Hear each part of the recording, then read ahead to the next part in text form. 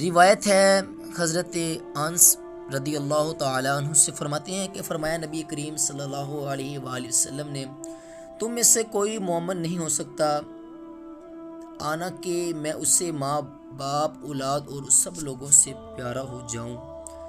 روایت ہے انہی سے فرماتے ہیں کہ فرمایا نبی کریم صلی اللہ علیہ وآلہ وسلم نے کہ جس میں 3 خصلتیں ہوں وہ ایمان کی لذت پالے گا،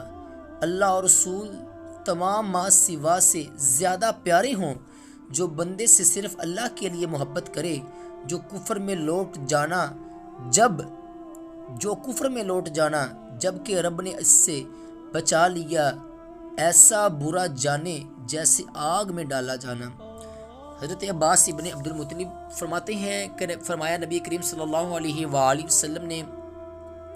اس نے ایمان کا مزہ چکھ لیا جو اللہ کے رب ہونے، اسلام کے دین ہونے، محمد صلی اللہ تعالیٰ علیہ وآلہ وسلم کے نبی ہونے سے راضی ہو گیا۔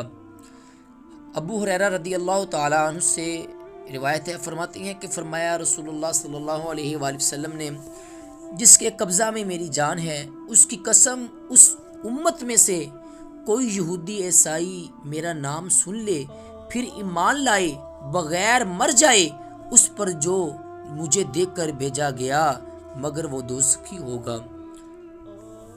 ابو موسیٰ اشعری سے روایت ہے، فرماتے ہیں کہ فرمایا رسول اللہ صلی اللہ علیہ وآلہ وسلم نے 3 شخص وہ ہیں جنہیں ڈبل ثواب ملتا ہے، وہ کتابی جو اپنے نبی پر بھی ایمان لائے اور محمد صلی اللہ علیہ وآلہ وسلم پر بھی، غلام مملوک جب اللہ کا حق بھی ادا کرے اور اپنے مولاؤں کا بھی، اور وہ شخص جس کے پاس لونڈی تھی جس سے صحبت کرتا تھا اسے اچھا ادب دیا اور اچھی طرح علم سکھایا پھر اسے آزاد کر دیا، اس سے نکاح کر لیا،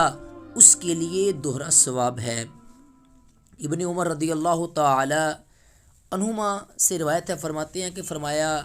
نبی کریم صلی اللہ علیہ وآلہ وسلم نے کہ مجھے حکم دیا گیا کہ لوگوں سے جنگ کرو تاکہ گواہی دیں کہ رب کے سوا کوئی معبود نہیں